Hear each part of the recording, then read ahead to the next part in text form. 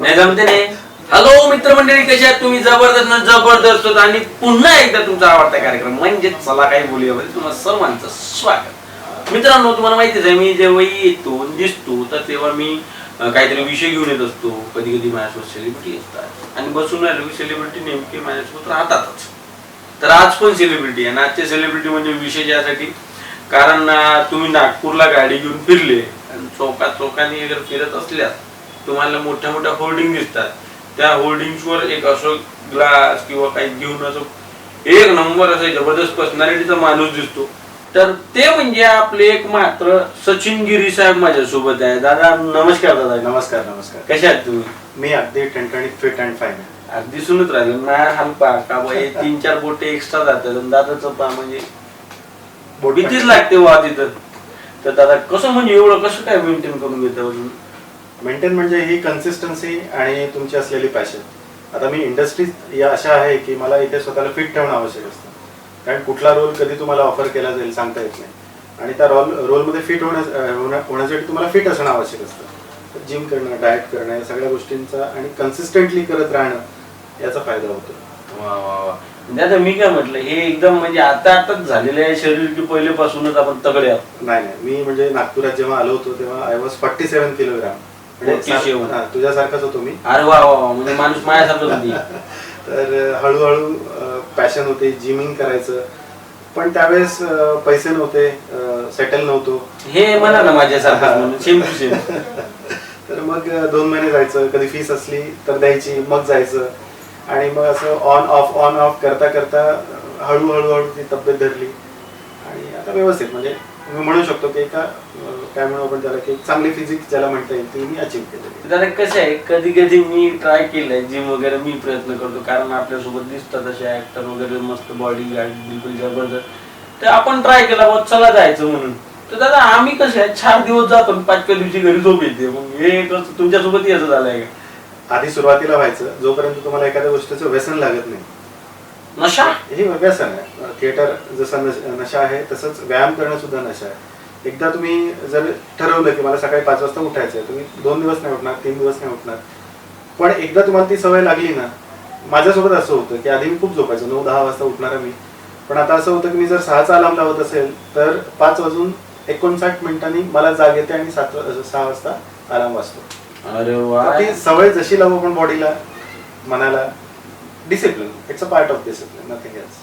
म्हणजे व्यसन म्हणतात सर. कसं आहे आता जीवनात होते, मी असंही ऐकलेलं आहे की जिम फिम करायचं असलं तर त्याला ज्याला धोका भेटला मुलीचा तो एकदम डेडिकेशन सोबत करतो. असं खरं आहे का? ते तर मला माहिती नाही काही. पण माझे जे मोटो होता तो वेगळा होता. मला स्वतःला फिट ठेवायचं होतं. त्याच्यानंतर मला त्या प्रोफेशनशी रिलेटेड काय म्हणू आपण त्याला ढाळायचं होतं स्वतःला. मग मी जिम लावला. किती वर्ष लागले सर एकदम ते माझ्यासारख्यापासून तुमच्यासारखे होईपर्यंत? मी जवळपास म्हणजे 7-8 वर्षांची जर्नी. म्हणजे विचार करणं शक्य नाही. 7-8 वर्ष आम्हाला म्हणतो, पण तुम्ही लई चांगली केलं ते दादा. मग आता असं आहे तुमचं इंडस्ट्रीमध्ये झाले खूप वर्ष झाले तुम्ही काम करत आहे आणि चांगलं. आणि आपल्या नागपूरचे म्हणजे यंग जनरेशन म्हणून चांगलंच नाव कमवून घेतलंय दादानी. तर महत्वाचं म्हणजे दादा तुम्हाला एक प्रश्न, सुरुवात कशी झाली इंडस्ट्री? सुरुवात म्हणजे मी थोडंसं मागे जातो या प्रश्नाचं उत्तर देण्याआधी. की लहानपणी जेव्हा एखादा मुलगा किंवा मुलगी त्याला प्रोफेशन चूज करण्याची गोष्ट असते, त्यांना नसतं कळत की मला मोठं होऊन काय व्हायचं. जनरली आपण लहान मुलांना हा प्रश्न विचारतो तुला मोठं होऊन काय व्हायचं. मला एरोप्लेन चालवायचा. तर त्याला त्यावेळेस जे त्याला आवडत असतं किंवा तो जिथे अट्रॅक्ट झालेला असतो तो त्याला सांगतो की मला हे व्हायचं ते व्हायचं. मी कधी विचार नव्हता केला की मी ऍक्टर होईल म्हणून. पण ऍक्सिडेंटली एक दिवस काय झालं की माझे वडील जे आहेत त्यांना ते ऍक्टर जरी नसले किंवा आमच्याकडे ते बॅकग्राऊंड जरी नसलं तरी त्यांना मराठी पिक्चर्स बघणं, मराठी सिरियल बघणं याची खूप आवड होती.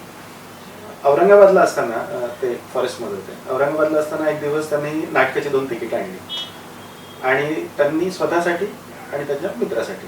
मित्र खूप लहान होतो आणि वेळेवर असं कळलं की त्यांचा मित्र येत नाही या नाटकाला. मी तेव्हा जवळपास 4थी की 5वीत होतो.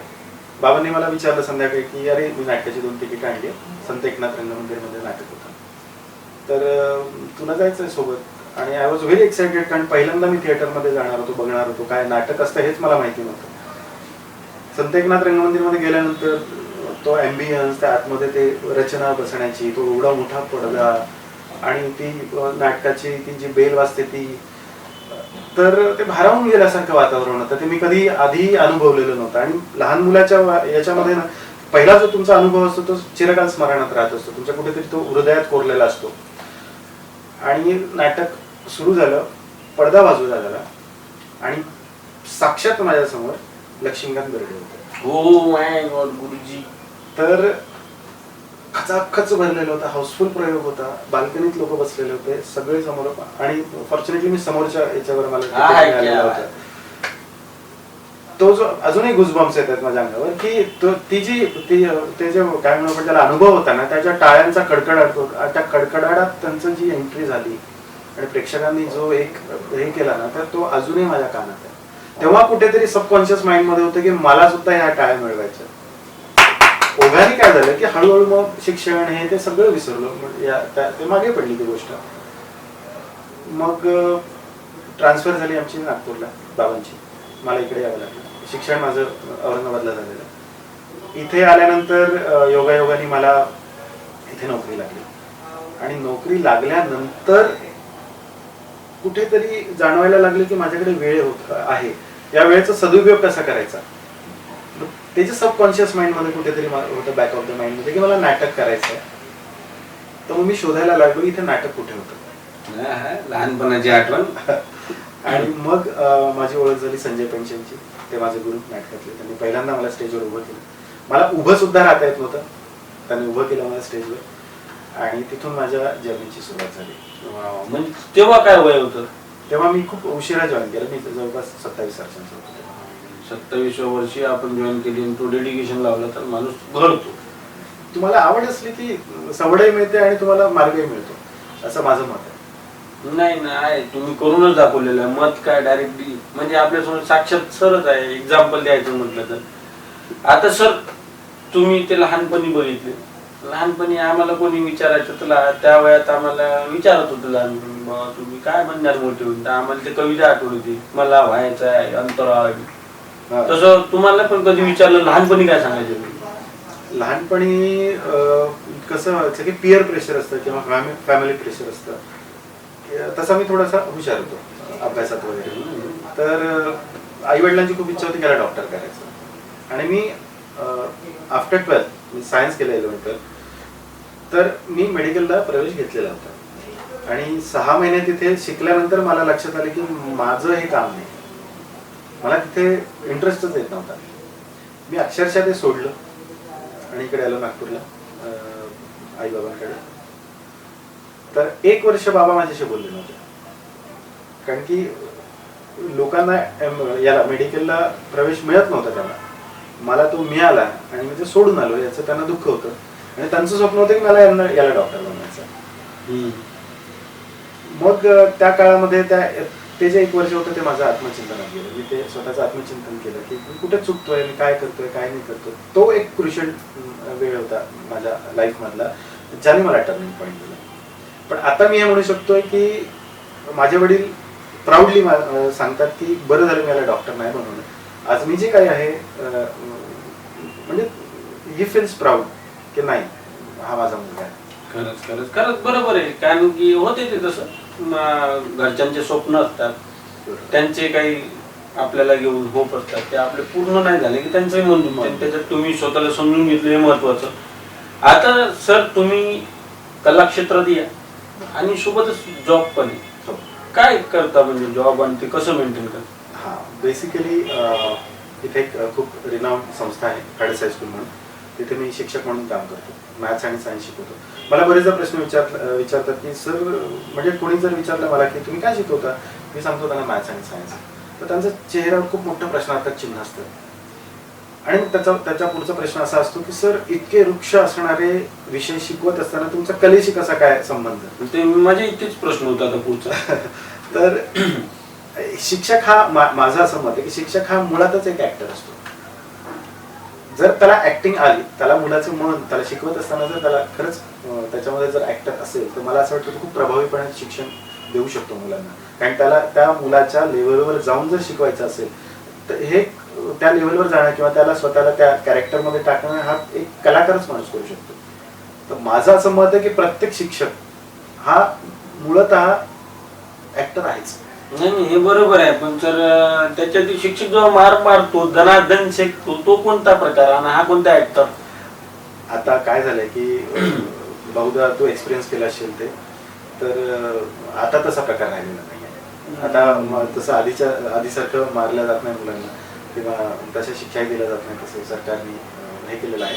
पण मला असं वाटतं की डिसिप्लिन लावण्याच्या हिशोबाने मी पण खूप मार खाल्लेला आहे आई वडिलांचा किंवा शिक्षकांचा.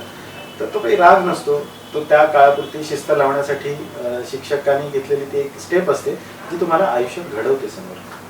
नाही ते बरोबर आहे, पण शिक्षणात मला ठीक आहे, मला तर बेकामीच मार पडायची, कोणी दुसरेच करून द्यायचे फोडण माही मलाच वाजवायचे सर.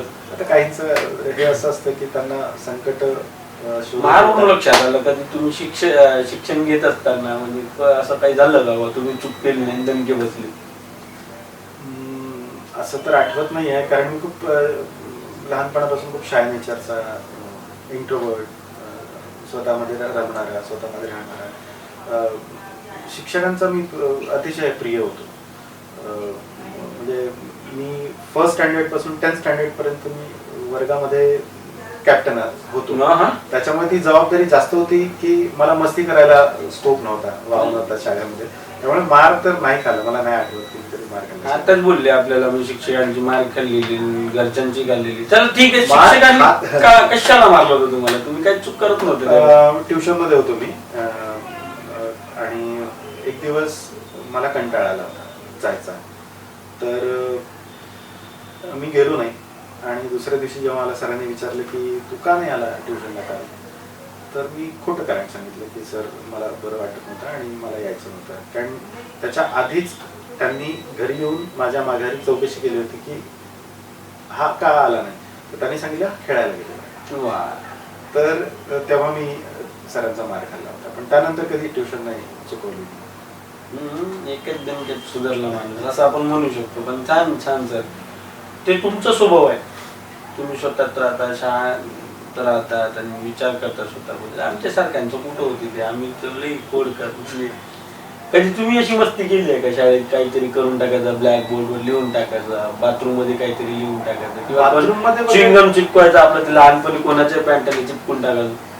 मी जसं सांगितलं ना की फर्स्ट स्टँडर्ड पासून 10th स्टँडर्ड पर्यंत मी कॅप्टन म्हणूनच होतो. तर फळा खडू ते पण एक मुद्दा आहे की मी शिक्षक झाल्यानंतर मला त्या गोष्टीचा खूप फायदा झाला. तर तो एक चॉक, डस्टर, फळा हा माझ्यासाठी नवीन नव्हता. तेव्हा मुलांना खूप क्रेज असते, त्यांना खडूचा तुकडा जरी मिळाला ना, म्हणजे मी शिकवून गेल्यानंतर मी एक छोटासा तुकडा जर एकाला दिला तो खूप आनंदी होतो की त्याला वाटतं मला काय मिळालं. तर त्यामुळे ते भिंतीवर इकडे तिकडे लिहिण्याचा मला काही गरज पडली नाही, कारण मला प्रश्न उत्तर लिहून द्यायला शिक्षकच सांगायचे कॅप्टन असल्यामुळे की सचिन हे 4 प्रश्न लिहून दे किंवा असं कर तसं कर.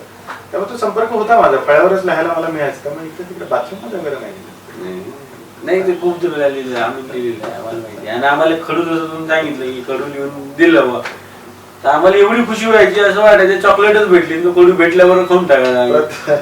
प्रत्येक विद्यार्थ्याला खूप आनंद होतो. नाही मजा आली. आता सर तुम्ही इंडस्ट्रीत आली, तुम्ही सांगितलं की जसं तुम्ही लहानपणी ते नाटकात केलं होतं, तुम्ही पहिला भाग त्या सरांनी तुमचे गुरुजी आहेत संजय सर, त्यांच्यामुळे तुम्ही घडले. घडल्यानंतर काय काय घडले? माझी एंट्री झाली आणि त्याचा एक खूप छान किस्सा आहे, तो आधी मी तुम्हाला सांगतो.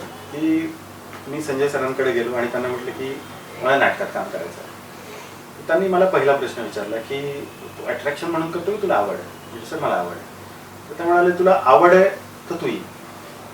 कारण त्यांचा एकच क्रायटेरिया होता, आवड असली तर आतमध्ये यायचं. कारण ज्याला आवड असेल तो मनापासून येईल, ओढून कोणाला ताणून आणता येत नाही. मी गेलो, त्यांना म्हटलं सर मला नाटकात काम करायचं आहे. भाषा स्वच्छ होती माझी, चांगली होती, टेस्ट केलं, हे केलं. आणि त्यांनी एकदम एवढी मोठी स्क्रिप्ट माझ्या हातात दिली आणि त्यांनी अंडरलाईन करून दिले की हा रोल तुला करायचा. सर ठीक आहे, स्क्रिप्ट घेऊन घरी गेलो. अल्बम मध्ये कसं पाहतो ना आपण आपला फोटो कुठे आहे म्हणून, कधी पण अल्बम हातात आल्यानंतर, तसं त्या स्क्रिप्ट मध्ये माझा रोल कुठे कुठे आहे मी बघत होतो आणि मला हे दिसत होतं की प्रत्येक पेजवर माझा रोल होता. मला एकदम घाम सुटला की माझा हा पहिला अटेम्प्ट आहे. मी कधी स्टेजवर सुद्धा चढलो नाही आणि मला नाटकात काम करायचं आणि एवढाले डायलॉग्स मला म्हणायचे. म्हटलं नाही, मी नाही करू शकत. सरांना सांगितलं मी येऊन, तेव्हा मोबाईल्स वगैरे हे नव्हतं एवढं हे. तर मी स्वतः गेलो तिथे रंजनकला मंदिरमध्ये. त्यांना सांगितलं सर हा एवढा मोठा रोल नाही सर जमणार मला, कारण हा माझा पहिला अटेम्प्ट आणि मी जर नाही करू शकलो तर मी आयुष्यावर नाटक नाही करू शकणार. तुम्ही छोटासा रोल द्या ना मला एखादा काही असला तर. तरी फक्त माझ्याकडे बघितलं आणि म्हणाले बरं, आणि ते स्क्रिप्ट घेतली हातातून आणि मग बाहेर आलो. बाहेर आल्यानंतर डोक्यात विचार आला की झालं सचिन, तुझं नाटक संपलं, होतच सुरू झालं आणि संपलं. मग तोच विचार घेऊन मी घरी गेलो. 1-2 दिवस विचार केला. मला मेसेज नाही आला, फोन म्हणजे काही हे नाही आलं, कारण केला का गेला नाही. जवळपास 6 महिन्यानंतर त्यांचा फोन आला मला सरांचा की अरे सचिन एक छोटंसं कॅरेक्टर आहे, तुला छोटं कॅरेक्टर करायचं आहे. म्हणलं हो सर करायचं, ये म्हणतो. रंजनकला मंदिरमध्ये गेलो. कमलाताई हॉस्पिटल ऐकलं असेल, म्हणजे हैदराबादला ते नाव हे नाही आहे. तर त्यांच्या जीवनावर नाटक करायचं होतं सेवा सदनमध्ये आणि त्यांच्या भावाची भूमिका मला करायची होती. ते जेव्हा लहान असतात त्यांचे मिस्टर मरण पावतात आणि त्यांचं केशवपन केलं जातं. तर केशवपन होऊ नये म्हणून मी तात्या त्यांचा भाऊ तिथे जाऊन झगडतो त्या गोष्टीसाठी आणि त्यांना घेऊन जातो परत. तर तो एक छोटासा रोल होता आणि तो रोल मी खूप तयारीने डेडिकेशन देऊन सगळं पाठ करून वगैरे वगैरे वगैरे केलं. नाटकाचा दिवस आला. तो कॉस्ट्युम घातला, पूर्ण ती टोपी. त्या काळामध्ये न्यायचं होतं जवळपास 80-90 वर्ष आधी. माझी एंट्री झाली, तो पीस झाला आणि त्या पहिल्या टाळ्या होत्या ज्या मी रिलेट केल्या त्या नाटकाशी. जेव्हा मला त्या टाळ्या ऐकायच्या होत्या प्रेक्षकांच्या, माझ्यासाठी, त्या माझ्यासाठी नव्हत्या, त्या कमलाताई हॉस्पिटलसाठी त्यांच्यासाठी होत्या त्या. पण तोच त्या सीन मध्ये मी पण एक भाग होतो. म्हणजे मी पण कुठे ना कुठे दिसलो लोकांना. त्यांनी टाळ्या वाजवल्या तर त्यातला काही शेअर थोडा माझा होता. आणि येऊन त्या हँगओव्हर मध्ये मी रात्रभर मला झोप आली नाही. दुसऱ्या दिवशी उठलो. आमच्याकडे लोकमत यायचं तेव्हा. लोकमत घेतल्यानंतर सिटीला आपल्या सिटीच्या पेपरमध्ये एवढा मोठा कात्रण होता आणि त्याच्यात माझा फोटो होता इथे. अरे वा. तो पाहिल्यानंतर जी काय म्हणून माझे ते स्ट्रेंथ इतकी वाढली त्या गोष्टींची. त्यानंतर मग मी मागे नाही बघितलं. मग एकावर एक नाटकं. जवळपास मी संजय सरांसोबत 7-8 वर्ष नाटकं केली. मग हळूहळू नागपूरचे दिग्गज लोक आहेत, संजय भाकरे असते, दादू गडेकर असते, सलीम शेख, त्यांच्यासोबत मी अजूनही आहे जोडलेलो. म्हणजे मला संजय पेंडसे सरांनी जर उभं राहायला शिकवलं असेल तर सलीम सरांनी मला चालायला शिकवलं रंगमंचावर. तर आज मला जे काही थोडंफार मिळालेलं असेल किंवा मला वाटतं की मी थोडंफार काही केलेलं असेल, सेवा केली असेल रंगभूमीची, तर ती या सगळ्या लोकांमुळे आणि आजपर्यंत करतोय. नाही पण तुम्ही आजही त्यांना सगळ्यांना आठवण ठेवली. नाही तर लोक म्हणतात की बाबा काम निघालं की माणूस विसरून जातो. तशातला तुमचा स्वभाव नाही. तसा एक कलाकाराचा किंवा कुठल्याही क्षेत्रामध्ये असायला पण नको. कारण तुम्हाला जे मोठे करतात, हात धरून शिकवतात, चालायला शिकवतात, ते तुमच्या कायम लक्षात राहतातच ते. सर आता तुम्ही स्वतःच सांगितलं की खूप सारे असे नाटकं तुम्ही केलेले आहेत, महानाट्य तुम्ही केलेले आहेत.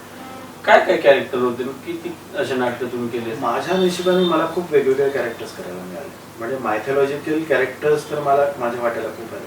म्हणजे मी रामाचं कॅरेक्टर केलं, कृष्णाचं कॅरेक्टर केलं, मी शिवाजी महाराज त्यांचं कॅरेक्टर केलं. असे मायथॉलॉजिकल आणि हिस्टॉरिकल कॅरेक्टर्स माझ्या वाट्याला आले. नाटकांमध्ये सुद्धा बऱ्याच वेळा, आता तेव्हा मी थोडंसं तरुण होतो, तर थोडासा तरुण म्हणजे आतापेक्षा आता जास्त तरुण आहे, त्याच्या आधी थोडा तरुण होतो. तेव्हा मग हिरोचे मला ऑफर केले जायचे थ्रू नाटकांमध्ये. हिरोचे कॅरेक्टर्स मी केले.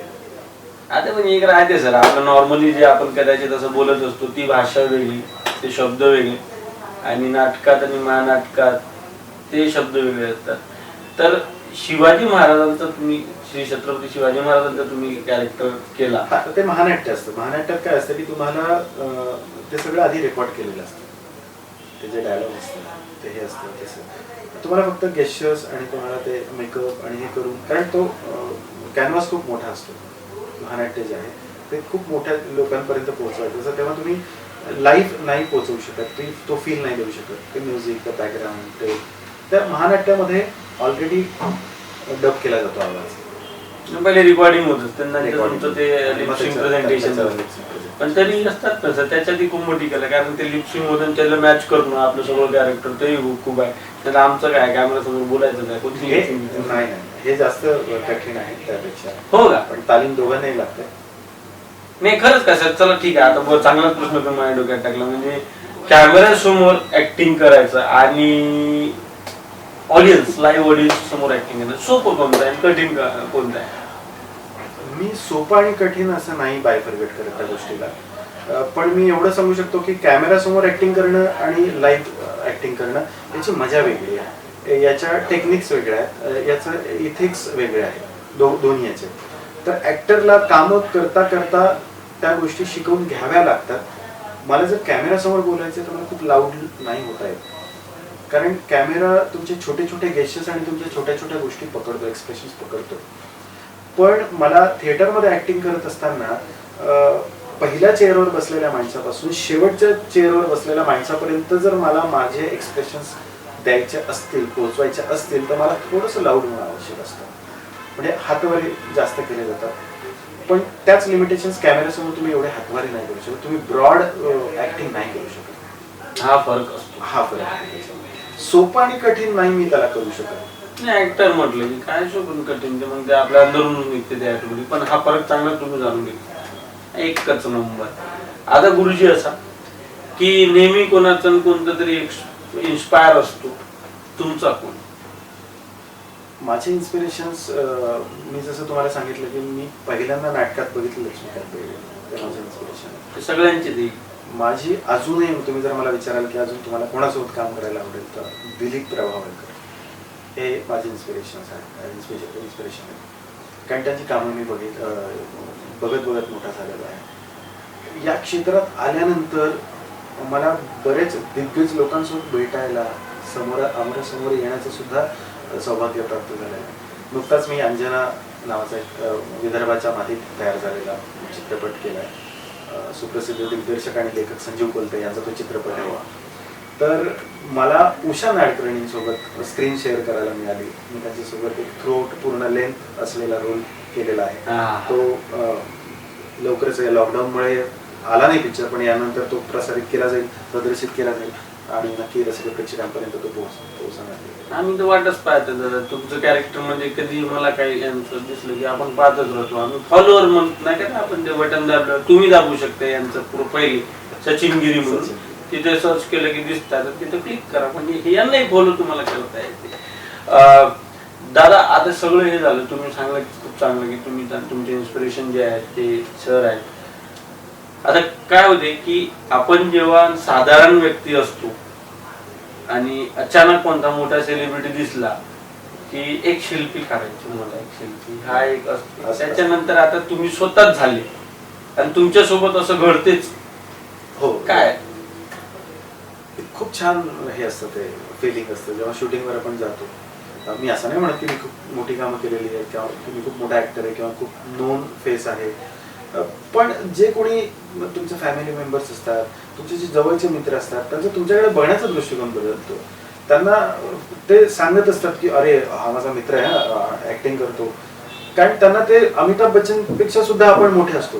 मी म्हणजे असं नाही, त्यावेळेस त्यांच्यासाठी तर ते फिलिंग तुम्ही तेच म्हणा नाही तसं आपण त्यांच्याबद्दल पण मला हे म्हणायचं की आपण त्यांच्या दृष्टीने आपल्याकडे बघण्याचा त्यांचा दृष्टिकोन बदलतो. ते खूप वेगळं असतं. ते सोडानु साक्षात तुमच्या समोर तुमचा मित्र बसलेला आहे. माझ्यासोबत खूपदा झाला, पण ते काय मी चौकात वगैरे गेलो की दादाची होल्डिंग दिसतात मोठे मोठे, मी माझ्यासोबत कोणी असलं माही आपण अच्छा कॉन्टॅक्ट आवडते दादा खरंच. आणि तुम्ही ज्या प्रकारे काम करतात, एक म्हणजे विचारायचं म्हणजे असं की कारण तुम्ही आहेच यंग जनरेशन आणि आता येणारी पिढीतले, तुमची स्ट्रॅटेजी कशी असते काम करायची? कारण खूप जण असतात स्क्रिप्ट पाहतात, वाचतात, समजतात, नंतर काही जण असे असतात की भाई आने दो, जो मिलेगा मैं करेगा. तुमची काय स्ट्रॅटेजी, तुम्ही कसे काम करता? मी जेव्हा नवीन नवीन प्रवेश केला होता या क्षेत्रामध्ये तेव्हा मला पण ती जाण नव्हती की काय करायला पाहिजे काय करायला नको. जशी जशी कामं मिळत गेली ती मी केली. पण मी असं नाही म्हणू शकत मी ही कामं नको करायला हवी, कारण मी प्रत्येक कामातून शिकत गेलो. मी कुठला कोर्स केला नाही, मी कुठलं इन्स्टिट्यूशन जॉईन केलं नाही. मला जे काही शिकवलं ते नाटकाने शिकवलं, नाटकातल्या माझ्या आजूबाजूच्या लोकांनी शिकवलं. टीव्हीवर बघत असताना बाकी ऍक्टर्सला फॉलो करत असताना ते त्यांचं काम करण्याची पद्धत कशी आहे, ते काय करतात, त्यांचे इंटरव्ह्यूज ऐकल्यानंतर ते इन्स्पायर करतात आपल्याला. तर थोडंफार मग तुम्हाला स्वतःला त्या पद्धतीमध्ये डेव्हलप करावं लागतं की तुमचा वे काय असला पाहिजे. आता माझा म्हणजे प्रॉब्लेम नाही म्हणता येणार त्याला, पण मी थोडंसं कुठेतरी काय म्हणू आपण त्याला द्विधा मनस्थिती अशी होते की मी गव्हर्नमेंट सर्वंट आहे, मला जॉब पण करायचा नाही, हे पण क्षेत्रामध्ये हे तर मला सोडायचं नाही, कारण मला ही माझी हॉबी आहे, म्हणजे हा माझा श्वास आहे. हे नाही केलं तर मला नाही एनर्जी मिळत बाकी कामं करण्यासाठी. तर हे करता करता तारेवरची कसरत नक्कीच होते माझी. पण मग आता अशी झालेलं आहे की कामं जेव्हा येतात तेव्हा चूज करता येतं की नाही मला हे करायचं आहे आणि नाही करायचं. सुरुवातीला तो नसतं, न्यू कमर असताना तुम्हाला चॉईस नसतो, तुम्हाला करायचं असतं आणि ती केलीच पाहिजे. मला सांगावं असं वाटेल न्यू कमर्सला की आल्यानंतर हे करू नका की नाही मला हे नाही करायचं आहे, मला तर हे करायचं आहे. सगळी कामं करून बघा, प्रत्येक काम तुम्हाला शिकवणार, काही ना काही देऊन जाणार. तुमच्या आयुष्यात येणारी माणसं ते तुम्हाला प्रगल्भ करून जात असं, तुम्हाला तुमच्या विचारांना प्रगल्भ करतं ते. तर मला असं वाटतं की ते केलं पाहिजे प्रत्येकाने, वाट्यात येणार वाटते. आणि तुम्ही चांगलंच करून राहिले, शिकून घ्यायला पुरव लई कामाच्या गोष्टी आहेत आणि जे नवीन नवीन येतात त्यांच्यासाठी तर खूपच जास्त कामाच्या आहे. आता दादा म्हणजे असं थोडंसं आपण येऊ इकडे की समजा तुम्हाला कोणत्या ऍक्टर सोबत काम करायचं म्हटलं तर हिरो कोणता आवडतो? मला हिंदी फिल्म्सपेक्षा मराठीतूनचा जास्त क्रेज आहे. मी हिंदीपेक्षा मराठी कामं जास्त केलेली आहे. मी आताच तुम्हाला सांगितलं की दिलीप प्रभावळकर, मला आवडेल त्यांच्यासोबत काम करायला. माझी खूप इच्छा आहे, म्हणजे नटेश्वर करो आणि आजच्या याच्यातून ते त्याच्यापर्यंत पोहोचू आणि त्याने तशी मला संधी उपलब्ध करून पोहोचवतो आपण. तर मला खूप इच्छा आहे त्यांच्यासोबत काम करण्याची. असे बरेच जण आहेत की ज्यांच्यासोबत काम केल्याचाच अनुभव, म्हणजे मी या प्रोफेशनला पैशांसाठी किंवा करिअर म्हणून नाही बघत, ही माझी हॉबी आहे, मला ती हॉबी म्हणूनच करायची आहे. तुम्ही करतात चांगलं, पण पैसे चांगले घेऊन राहिले तेवढं पाहत नाही पण करून घेतात. दुसरं म्हणजे हिरोईन म्हणून तुम्हाला कोणत्या हिरोईन सोबत काम केली जाते? आता मराठी की हिंदी काय सांगा तुमची इच्छा, आमचं काय चालते आपल्याला काही. हिरोईन म्हणजे मला आधीच्या काळात स्मिता पाटीलची खूप आवडायची आणि माझी ऍक्ट्रेस आवडते म्हणजे काजोल. मला काजोल खूप आवडते आणि तिची ऍक्टिंग आवडते मला. तर पण आता असं लहान तोंडी मोठा घास घेतल्यासारखं म्हणजे असं म्हणाल की मला काजोल सोबत काम करायचं, म्हणजे एक स्वप्न असतं आतमध्ये असतं की नाही. माझंही होतं सर, माझं म्हणजे खूप चांगलं स्वप्न होतं आणि ते परवाच्या दिवशी तुटलं. तो म्हणजे नेहा कक्कडनं खूप काही केलं, विचार करायला नाही पाहिजे होते. थोडा वेळ मी आलोच असतो, आज नाही उद्या सेलिब्रिटी झालो, भेटलो असतो, थांबलीच नाही सर. नाही पण हे मला असं वाटतं की तिच्या नशिबात तू नव्हता. अरे हो, शाळा येतो म्हणजे सूचित नाही एकच रोमत आजच्या नंतर असे विचार तिच्या नशिबात आपण नव्हतो रे. जाऊ दे काय म्हणाल असं आहे सर. खूप सुंदर तुम्ही म्हणजे आता दादा तुम्ही हेही ऐकलेलं आहे, तुम्ही काही टीव्ही सिरियल पण केलेले? हा, मुंबईला माझं जाणं झालं आणि स्टार प्रवाहावर सुख म्हणजे नक्की काय असतं, अभिजित गुरूंची सिरियल आहे, लेखक आहेत आपल्या नागपूरचेच आहेत ते, फार सुंदर आहेत. त्यात वर्षा उसगावकरांसोबत मला स्क्रीन शेअर करायला मिळाली, तर तो पण एक्सपिरियन्स खूप वेगळा होता.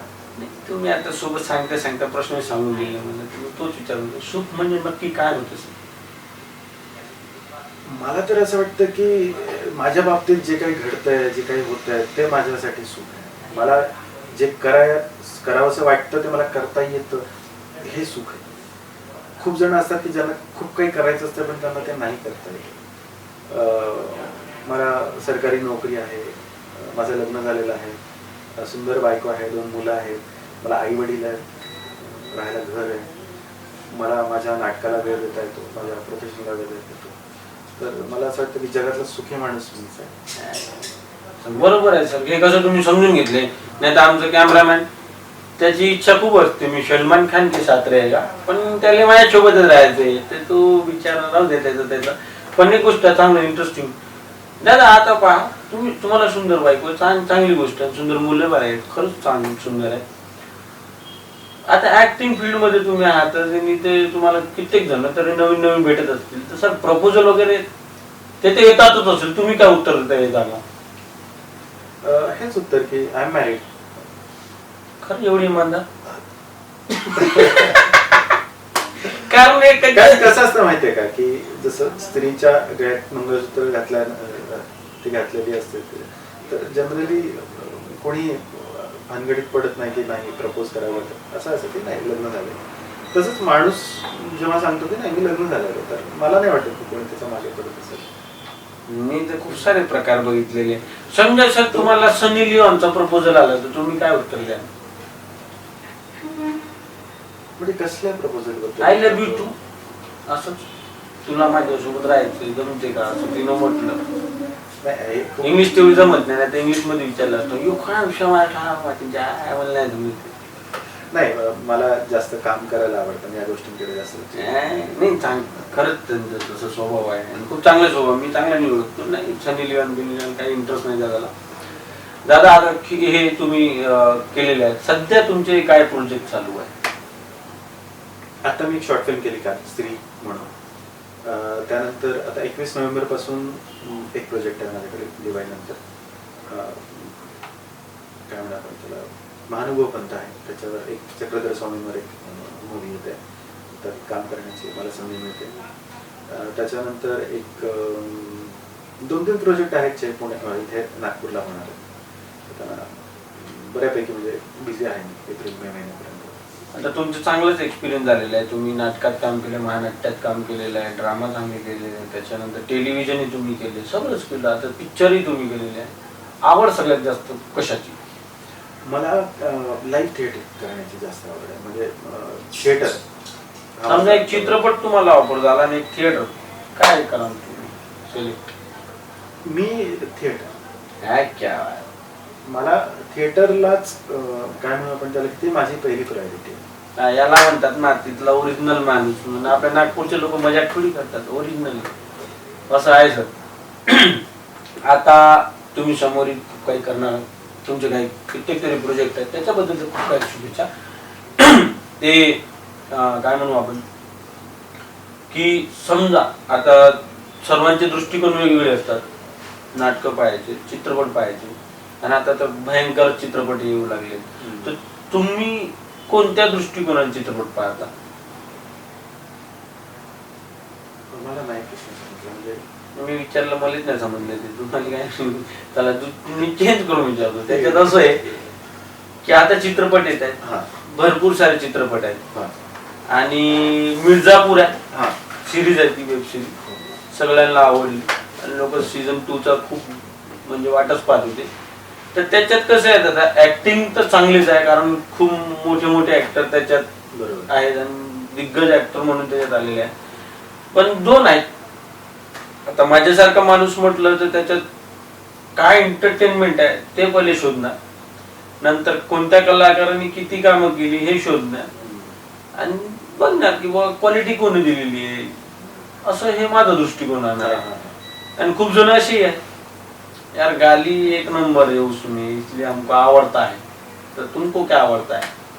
अच्छा, म्हणजे तुला असं म्हणायचं आहे की मी त्या चित्रपटाने कुठल्या अँगलने बघतो. कळलं बा फायनली.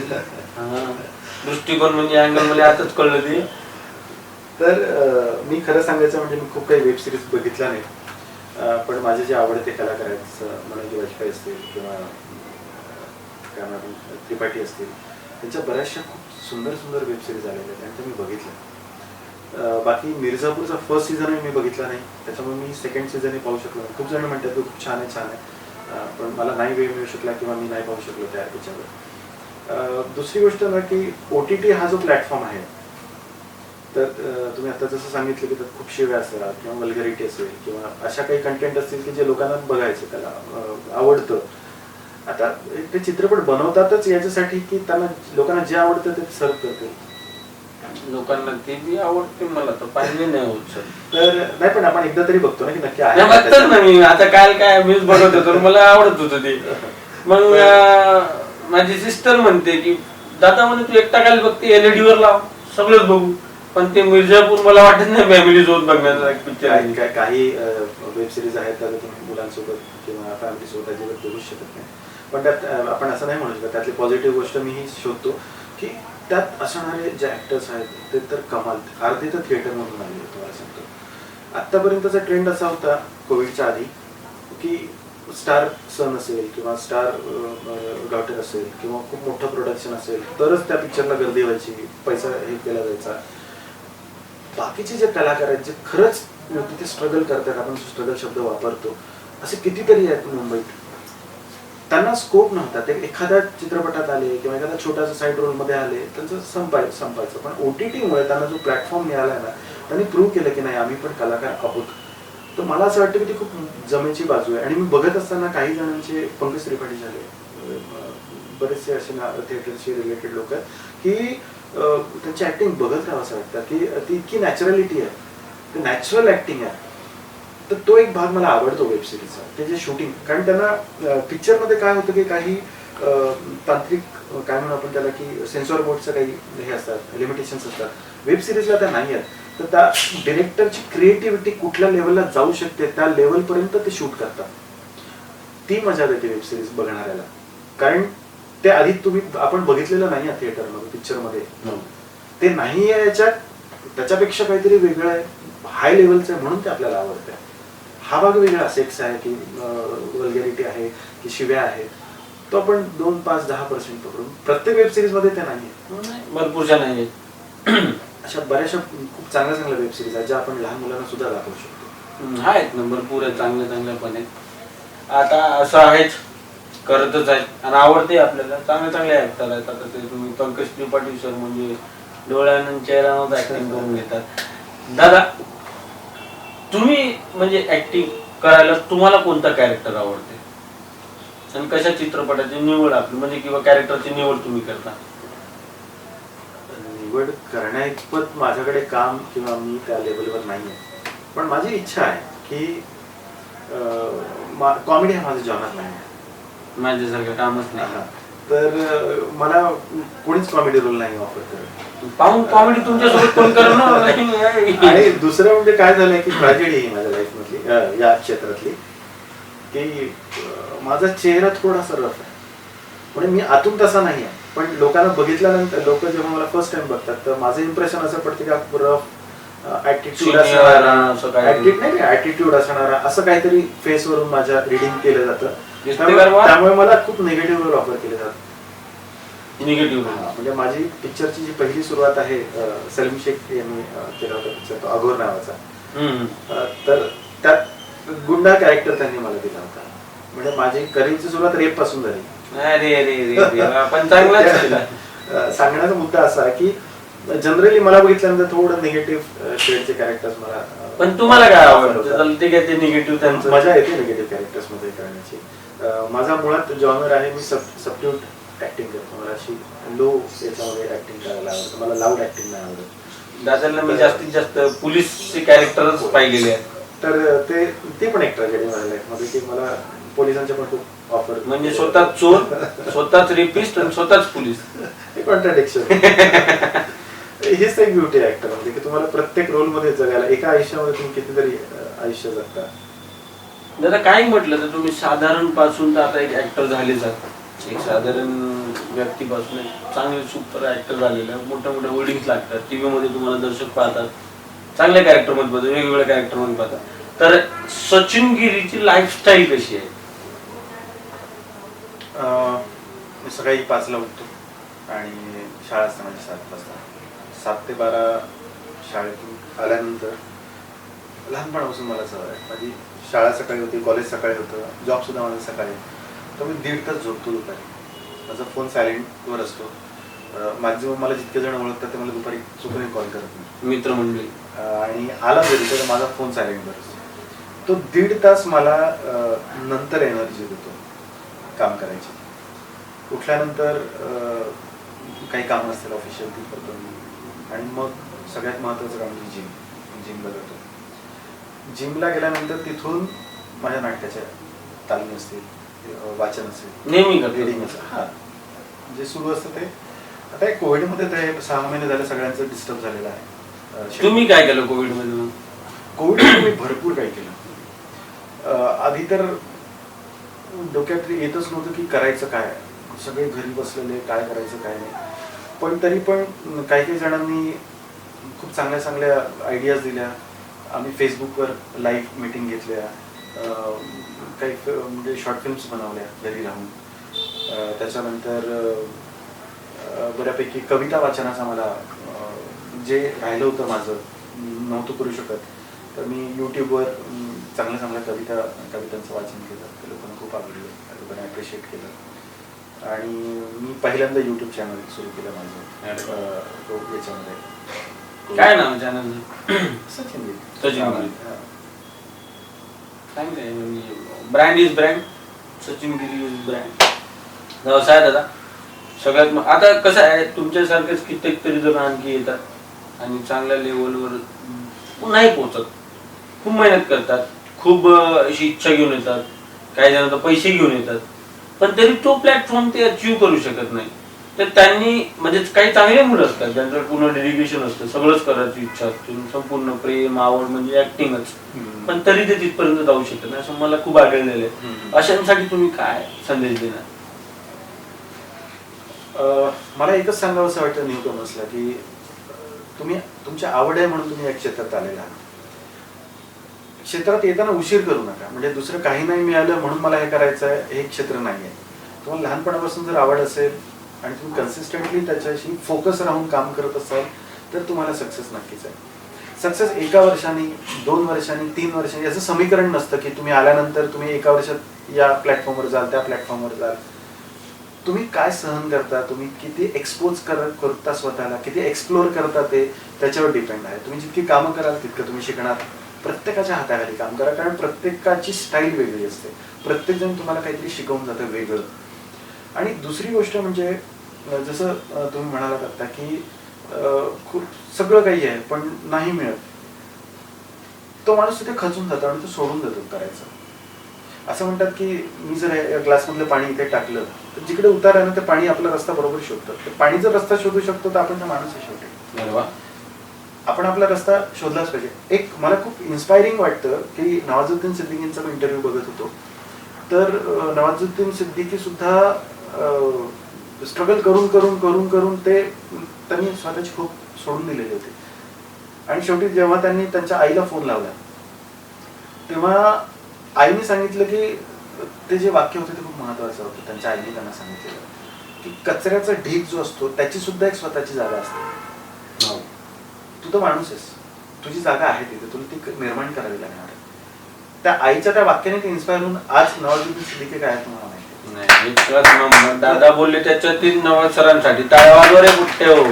मला हेच म्हणायचं की प्रत्येकाची एक डेस्टिनी आहे, प्रत्येकाची लाईफमध्ये एक जागा आहे, ती तुम्हाला नक्की मिळणार आहे. फक्त त्याच्यासाठी होप नका सोडू, करत राहा. Doing is theatre, doing is acting, doing is everything. तुम्हाला जे काही करायचं लाईफमध्ये की डुईंग करत राहा करत राहा, एक ना एक दिवस तुम्हाला रस्ता मिळेल. याला जोडून एक माझा दुसरा प्रश्न म्हणजे सर, खूप जण असे असतात घरी बसले माझ्यासारखे स्वतःला हिरो समजतात, वाय बोललो आपण हिरो, त्यांची इच्छा असते मग डायरेक्ट टेलिव्हिजन आणि थिएटर करायचा, होते का असं? माझं याला उत्तर नाही आहे. त्याचं कारण असं आहे की काम करत असताना आता मला बरेच जण मुलं मुली म्हणत असतात सर दादा मला पण करायचं आहे, मला पण काम करायचं आहे. पण पुष्कळदा असं होतं की जेव्हा अपॉर्च्युनिटी येते आणि आपल्या कॉन्टॅक्टमध्ये एखाद्याला आपण सांगतो ना, तर त्यांनी कधी काम केलेलं नसतं पण त्याचे एक्सपेक्टेशन्स खूप हाय असतात. मग हे कुठल्या चॅनलवर येणार आहे, मग मला पैसा किती मिळेल, मग मला जाण्या येण्याचं मिळेल का. म्हणजे त्या अशा गोष्टींमध्ये अडकलेले आहेत, काम सोडून बाकी सगळ्या गोष्टींमध्ये अडकलेले येणार. मला म्हणायचं त्याच्या दूर तुम्ही कामाकडे जास्त लक्ष द्या की मी काय केलंय. तुम्ही स्वतःला हा प्रश्न विचारा की मी काय करतोय, मी काय केलंय, मला कुठपर्यंत जायचंय, ते तुम्हाला हेल्पफुल आहे. तुम्ही बाकी गोष्टींमध्ये अडकू नका. आणि आता तुम्ही जसं म्हणालात मला की ते जे येणारे युथ आहे त्यांना काय करिअर ऑपॉर्च्युनिटीज आहेत, पटकन टेलिव्हिजनवर यायचं असतं, प्रत्येकाला आल्याला मोठ्या पडद्यावर यायचं असतं, असं नाही होत. खूप जण असे आहेत की ते आता जसं नागराज मंजूर त्यांनी याच्या आधी फिल्म्स नाही केलेल्या आहेत का? केलेल्या आहेत, पण सैराटमुळे ते लोकांसमोर आले. सगळ्यांसमोर आले. बरोबर आहे. आता त्यांचं एज काय आहे? त्यांनी समजा 20व्या वर्षी सुरू केलं असेल डिरेक्शन, तर तेव्हा त्यांना सक्सेस नाही मिळाला, त्यांना आता सक्सेस मिळाला. बरोबर, की कधी येऊ शकतो. पण आपल्याला फक्त सैराटच दिसतोय. त्याच्या आधी त्यांनी जी काही मेहनत केलेली आहे, त्यांनी जे काही प्रवास केलेला आहे तो नाही पाहिलेला. आपण पाहिलेलं आहे. मी आपण उदाहरण सांगतोय मी की आपल्याला तो जर्नी नाही दिसत, पण तो जर्नी महत्वाचा असतो. तो जर्नी प्रत्येकाचा झाला तर तुमच्या कामाला वेटेज येतं. नाही, खरोखरच हे तर आहे. असं एकदम एखाद्याला हिरो बनवून नाही दिलं, पण त्याला ती अपॉर्च्युनिटी दिली आपण, पण तो नाही करू शकला. समजा त्याला एनकॅश नाही करता आलं. हो, हे बरोबर आहे. चुकलं तर गेले पैसे. तर मला असं म्हणायचं की शिकून होमवर्क करून जा ना तो. प्रत्येक गोष्टीचा, कुठल्याही गोष्टीचा होमवर्क करून जात असतो आपण, हे करून जात असतो. दादा, काय वाटतंय तुला? आता समजा तू चांगला म्हणजे एक नाटक ऍक्टर झालेला आहे. नागपूर आणि मुंबई असे दोन आहेतच पार्ट. तर ऍक्टिंग साठी नागपूर सोडायचं की नागपुरातच काहीतरी घडायचं? आता त्याच्यात दोन गोष्टी आहेत. पहिली गोष्ट अशी की मला जर मी एका विशिष्ट वयात आहे, समजा मी 18 वर्षाचा, 20 वर्षाचा, 22 वर्षाचा आहे, आणि मी ठरवलं की मला ऍक्टिंगच करायची आहे, तर मी नागपूरमध्ये ऍज अ करिअर त्याला फ्युचर नाही बघू शकत. मग मला त्याचं जर करिअर म्हणूनच फ्युचर बघायचं असेल तर मला त्या बाजारपेठेत जावं लागेल ना. ती बाजारपेठ इथे नाही आहे, ती बाजारपेठ मुंबईत आहे. तुम्हाला मुंबईलाच जावं लागेल. नंतर मग तुम्ही एकदा तुमची जागा निर्माण केल्यानंतर होऊ शकतं की तुम्ही नागपुरात राहून सुद्धा काही कामं करू शकता जाऊन. ते आहे, पण तुम्हाला जावं तिथेच लागणार. आता पण तुमची जर हॉबी आहे, तुम्हाला जर जॉब आहे, तुम्ही बाकी काही गोष्टी करून हे करायची इच्छा करता, तर नागपूर इज द बेस्ट. म्हणजे नागपूर मुंबईचं आपण त्याला हे नाही करू शकत, कम्पॅरिझन नाही करू शकत. शेवटी नाटक आपणही करतो, नाटक तिथेही केलं जातं, नाटक अजून फॉरेन कंट्रीजमध्ये पण केलं जातं. त्यांचा प्रेक्षक वर्ग वेगळा आहे, त्यांचा कॅनव्हास वेगळा आहे. काय म्हणू आपण त्याला, त्यांचं व्याप आपण हे म्हणू आपण त्याला, एक हे असतं ना, सर्कल असतं, ते वेगवेगळं आहे. त्याचे डायमीटर वेगळे आहेत प्रत्येक याचे. शिक्षक माणूस आहे, गणित शिकवतात, डायमीटर सांगितलेले. तुम्हाला कळलं का क्षेत्रफळ? हे असं होतच राहतं. दादा, खूप छान, सुंदर, मला खूप आवडलं तुझ्यासोबत. आम्ही खूप खूप धन्यवाद, तुम्ही मला वेळ दिला आणि मजा आली पण. तर कसं आहे मित्रांनो, आमची चर्चा तर झाली, तुम्हाला खूप काही शिकायला भेटलेलं आहे. कारण सर स्वतः एवढे स्ट्रगल करून शिकलेले आहेत, तर तुम्हाला चांगल्या गोष्टी मिळालेल्या. आवडल्या तर ते जपून ठेवा, समजून घ्या आणि समोर वाढा. तुमचंही करिअर तुम्ही घडवून घ्या. आता सध्यासाठी एवढंच. भेटू पुन्हा एखादी नवीन सेलिब्रिटी सोबत. तोपर्यंत तुम्ही बघत राहा तुमचा आवडता कार्यक्रम चला काय बोलूया, फक्त कृषी समृद्धी टीव्हीवर.